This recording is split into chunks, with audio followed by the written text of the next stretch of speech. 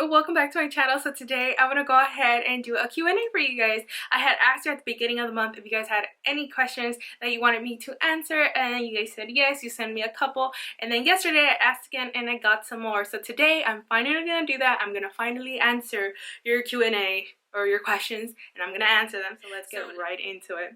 All right, so the first question is by Allison Meg 13. She's asking, do you prefer cash on envelopes or the budget keeper wallet? And I'm gonna say 100% cash envelopes. And the only reason why I'm saying that is because I find that some of the budgeting cash envelopes get really fat. Like, they're already thick, and when you add your cash envelopes and all your cards and insurance stuff, it gets bulky. But I will say I'm very excited for the Budget Mom's wallet system from P.O.Box. I think she's creating a new one. It was super pretty. I saw it's like turquoise and bluish. So if she comes out with one, I believe I'm gonna buy it and hopefully review it for you guys here on this channel. So let me know if you're interested in that. But yeah, I totally choose cash envelopes over budgeting wallets, and also because of my purses.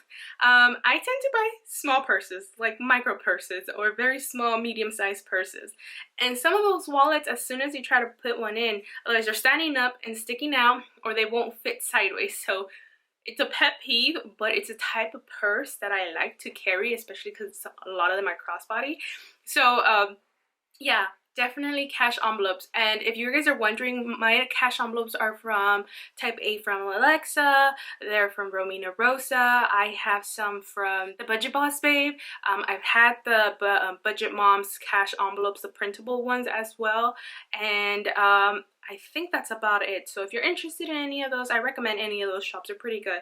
But I think right now Romina and Type A Alexa don't have any available, so you're just gonna have to go on Etsy and see some. You just type in vinyl cash envelopes and you'll find them. Lexi Queen, she's asking, what credit union did I use when I moved from PayPal? Sorry if you can hear my neighbors. I used my school's credit union. So when I was in university, they offered a credit union, and I took advantage of that when I was dealing with PayPal. If you guys don't know, I had debt with PayPal. I had a credit line and I racked it up to almost $8,000. Don't ask me, it happened. I'll link a video how I got into debt right over here. And basically, PayPal was going a little bit crazy each month on the minimum payments and what I owed, so I had to get out of there fast. So I went with my college credit union facility. They lend me the personal loan, and that's how I now have my credit union. However, they do have requirements, because even though Bay went to the same school I did, he was not able to get banking with them because he had been out for so long from the school. So I do believe they have requirements, but I suggest any credit union, just search them up, review their customer service, and just go with the one that you feel comfortable and that's close by, because sometimes credit unions are small businesses, so they're not going to be close with ATMs and stuff like that. So make sure you take that in mind. All right, Y Casada 11 says, what are some budgeting tips for college students?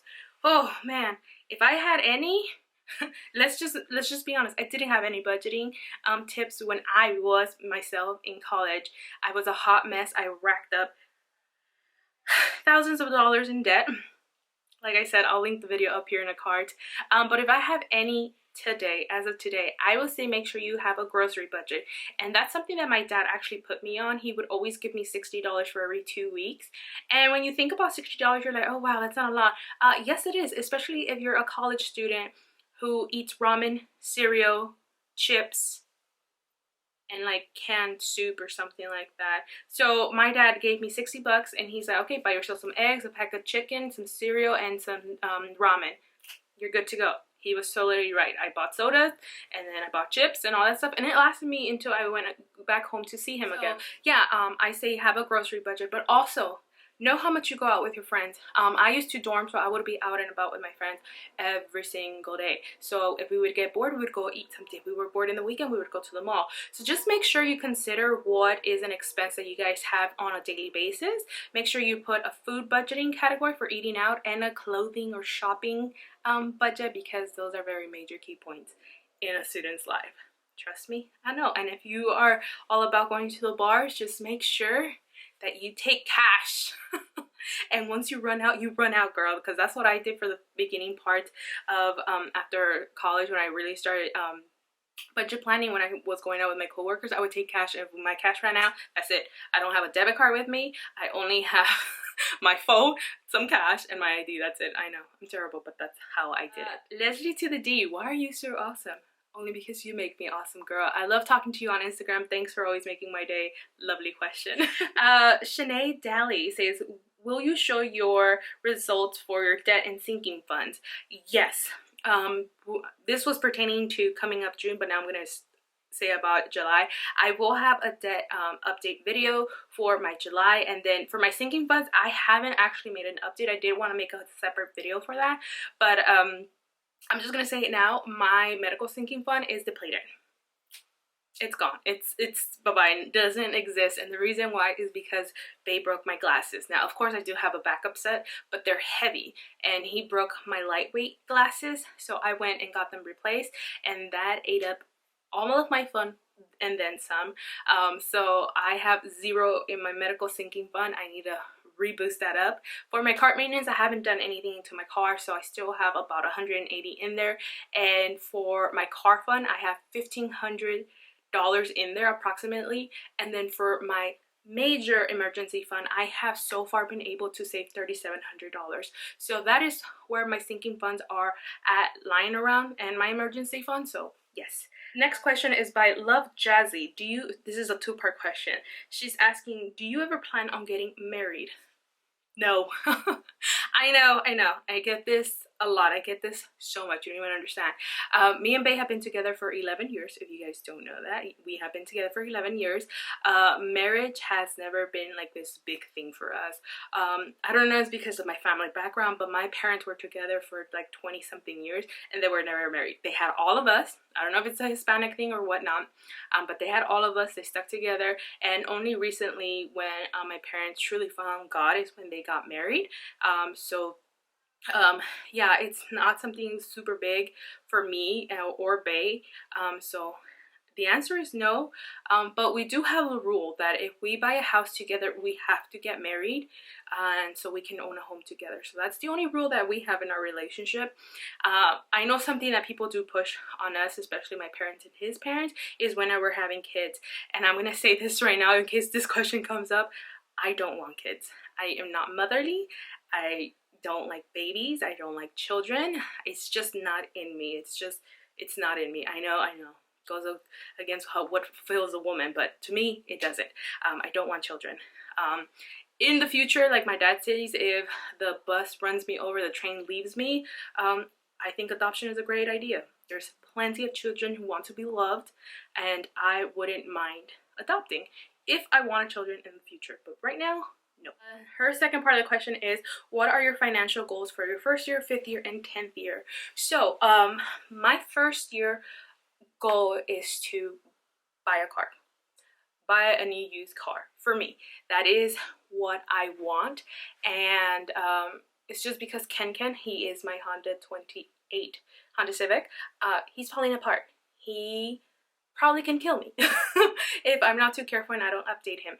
So yeah, that is one of my financial goals, is to buy a car. I know a lot of people are against financing, and I totally get it, but some of us don't have the money to cough up. At least not me just yet.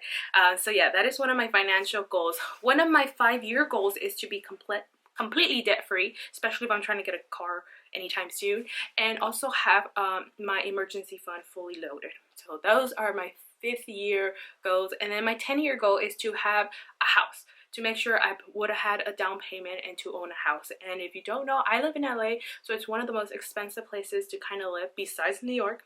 Don't come for me, New Yorkers. I get it. So yeah, it's kind of like those are my 1 to 10-year goal plans as of right now. Graciela, can you do a video on how you close a budget at the end of the month? Yes, I do those every single month. So I open my budget, so I create my budgets, and I have a whole playlist. I think here I'll link it up in one of these, and in that same playlist I have when I close it out. So I will do one for the end of June. Don't worry about that, that's coming. My debt updates, my closing of my budgets, the opening of my budgets, it's all gonna happen. It just happens like in the first few weeks of the month. Louis Sparkly, how do you choose the theme of your stickers? You guys, believe it or not, I base my stickers on my mood. I know as silly as that sounds, but yes, my sticker kits are based on my moods. So when I start thinking about the month, I start thinking of what I'm feeling. So let's say for May, this is a clear example. In May or right before May, somewhat at April, I usually create my budget stickers like a whole month prior to it.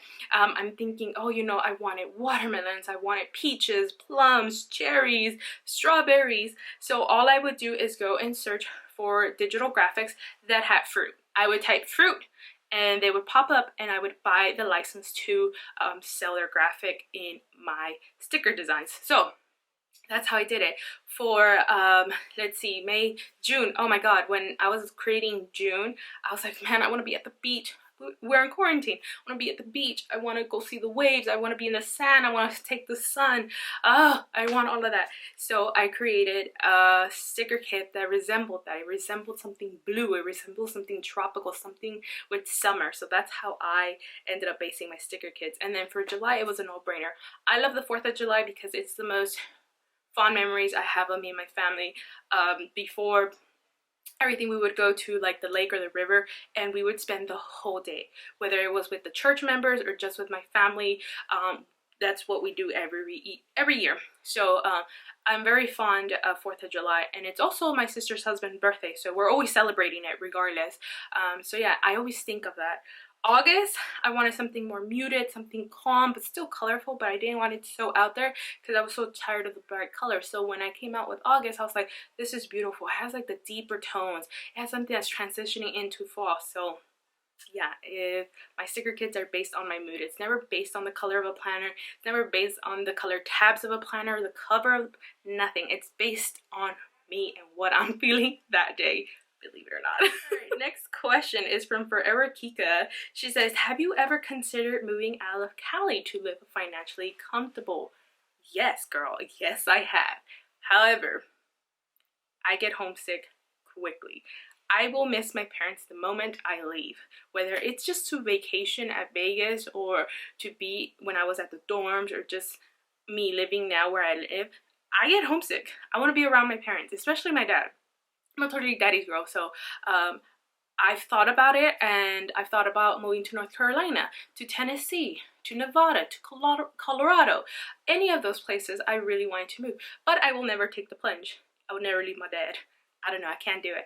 Maybe if some of my siblings pack up and go, then probably I'll go ahead and be like, okay, I can do this. But honestly, if I can move to a state that's cheap of living costs, then I'm pretty sure I wouldn't have to think about my job so much. And the reason why I say some of those states is because my job has employment in those, especially North Carolina. They have the biggest plant of my pharmaceutical company, so it would be like a no-brainer to move there. However, I don't like the snow. I think it's terrifying. I don't want to drive in snow. I don't want it to be snowing and I'm driving. It sounds crazy. I know. I'd rather be in earthquake city than in snow city, tornado city, flood city, whatever you want to call it. I'd rather experience an earthquake because I can sleep through those than anywhere else. Okay? Because some of that stuff is crazy to me. But honestly, if my shop grows a bit more, I'm pretty sure I could even just support myself with my shop, and I wouldn't really have to think about where I'm moving. I think anywhere else that's not as expensive as LA, I would be able to just maintain myself with my sticker shop. So I have thought about it, but I never take the plunge. I'm telling you, I never do. She also has a second question, and it says, where in Southern California do you live? I was born and raised in South Central LA. When people say LA, I really mean, when I think of LA, I think of downtown LA, South Central LA, and that's it. I don't really think of anything else. Like mid-city, yeah, of course, totally all that. But when people start talking about I live in LA, but it's like Montebello, Alhambra, Pico Rivera, or Burbank, or all those other places, that's not LA to me. You're in a whole different county to me. But, you know, as a county, I guess it is LA, but as a city, you're not in LA. But yeah, I was born and raised in South Central LA, and I'm currently living in East LA because rent is cheaper and it's closer to both mine and Bay's jobs. So that is where we're at. We're kind of very far from my family. My family lives within square blocks of each other, like just a couple of blocks, and I live a freeway away. So yeah, that's something different for me to see. Question is by Angie Debt Free. Hi Angie, thank you for your question. And she's asking, how do I split bills with my partner? And we, believe it or not, we don't split bills half. We don't do that. We do share rent. That is something we do share. However, I do take the majority of the portion because I do make more, so he does take a lesser portion. However, my only bills is rent and natural gas, and of course I contribute to groceries, and then my business does pay for Wi-Fi. That is what I contribute. He, on the other hand, he does rent, electricity, like subscription, so he pays for our Sling TV, our Spotify. I believe he does Disney Plus as well, and he has his own bill of his own phone bill, and then he also contributes to groceries, if I haven't said that already. So that is how we split our bills. If you're asking about water or something like that, it's already included in our rent. So yeah. All right, next question. Maria Aguilar is asking, what did you study in school? So I actually majored in biology. So I graduated with a bachelor's of science and I majored in biology. When I was in high school, I was so into finances, but when I ended up going to college, I decided to change my plan to be in the science field instead because I enjoyed that more and I excelled really well on it. But I never did end up liking chemistry all that much. I always had troubles drawing the structures and understanding it just from someone telling me. I was very hands-on and I had to visually see it more than anything, and I was just, I mean, I had good grades on it. I had to self-teach myself at one point because I was working full-time and I couldn't go to classes. So chemistry was not my biggest forte. And then microbiology did interest me into the very end of my college year, so I really didn't dive into it. So I did major in biology, so it was just more along those roads. And if you're wondering, I ended up in the quality assurance, quality operations, quality control sector of pharmaceuticals. That is what I do. Budget Princess YT, hi Kayla. Do you have a goal, a life goal you're currently working on that isn't in your budget? Not really, and the only reason why I say that is because I associate all my goals with my finances. Like for instance, I have a goal to move out. Like I love our apartment. I hate the neighbors. I hate the noise. We're almost on a main street. Can't do it. There's no parking. And then second, I kind of want to make a career change, but for that, I'm thinking of going back to school, and that also has to do with my budget. I don't know if I could afford it. I don't know if I want to get into more debt, you know, that kind of stuff. So I do have goals, but they also kind of pertain to my finances. So that is something that, you know, I do consider a lot. But for now, I'm going to say no, but I do have some life goals, like career changes and living changes. All right, Allison Mac 13 also has another question and says, when you paid off your credit cards, did you cut them up? No, I actually just called and closed them over the phone. So I closed my accounts. So I didn't find a need to cut up my cards because they were no longer functional. So a lot of my cards are still just roaming around, and I use them for like cutting washi or just making straight lines in my planners. So no, I never cut them up. But I will say though, because I do get this question a lot, if I kept any of my cards open. And I'm going to say yes. I kept two major banking cards open. I kept my Chase credit card open, and I kept my Bank of America card open. And I do this for credit score reasons. I live in LA, and credit score is huge, especially when looking for an apartment. That's the first thing they run. They run your credit score. So as much as people want you to believe that credit scores don't matter, they do, especially if you're trying to get something financed, like a car, or like getting a new apartment and signing a lease, or even looking for a mortgage. I know people can do the underwriting of it, but you have to have tons of cash, and that's something I don't have. So yeah, that's my 2 cents on that. HR Cubs Girl Financial asks, how did you learn how to make stickers? And then she has more questions after that. So I learned how to make stickers through YouTube. And the one thing I just gotta say is that if you want to make stickers, you're only creating boxes. So honestly, grab a ruler. You can use inches or centimeters. I like using centimeters. They're very precise, more than inches. You don't have to do a lot of conversion. And measure the length of the sticker you want. Measure the length and the height. and then you create a box with those measurements, and then you add some color or design to it, and that is it. That is how I design my stickers.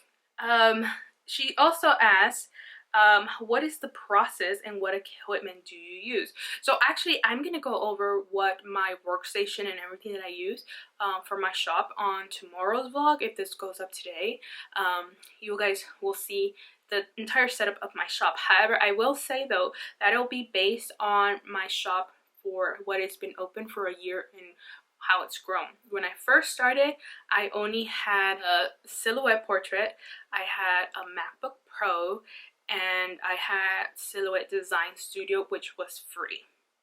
So I only had one machine, one computer, and sticker paper, and that is it. You do need mailers and cello bags, however you want to ship out, but yeah, that is what I had, and a printer. Jessica Cruz, how do you stay motivated to be on this debt-free journey? Honestly, you guys, literally, you guys are the reason why I keep going. If I wasn't on YouTube and I wasn't documenting this and I wasn't being so public with my trials and tribulations of my debt-free journey, I would have fallen off. Trust me, I had so many moments where like, I don't want to do this. I don't want to be on YouTube. I don't want to be on here on camera telling you all my mistakes, all of my successes sometimes, because I'm just like, I just don't want to deal with my debt some other times, because there's times that I hit where I'm just like, I don't want to do this. I quit. F the whole world, you know, I'm so tired. But you guys keep me motivated, because I always get a sweet message from you guys saying, oh my god, Erika, you've motivated me to do this and I paid this off. Oh my god, thank you for doing this. You're so relatable. Thank you. And then that makes me happy, and I'm like, you know what, I'm here to show you guys my journey, whether how rough it is, how messed up I got, or if I've fallen off the wagon. I do it for you guys. You guys are the only reasons why I stay motivated. And then sometimes when I need to find that motivation within myself, I just keep thinking, how can I afford somewhere better to live if I don't get out of this? How can I afford to have a better life in the future if I can't get out of debt, if I have bad money habits? So I always think about the future, because past Erika, I thank her, because that girl who started her journey with $34,000 is who got me here. And I'm so grateful that I keep going, I keep pushing, I keep looking back at those videos, because I'm just like, God, that page was so full. I was in the negative. That page didn't hold enough for me to survive. And now I'm just like, wow, I went through that and I can still go through that, because maybe my future self in 2 years from now will be like, thank you, Erika, for keep going. So yeah, that is my response to that. Budget Life Goals asks, what is the first thing you plan to do when you are debt free? Disney World. I know right now in COVID-19 everyone's like, bitch, what?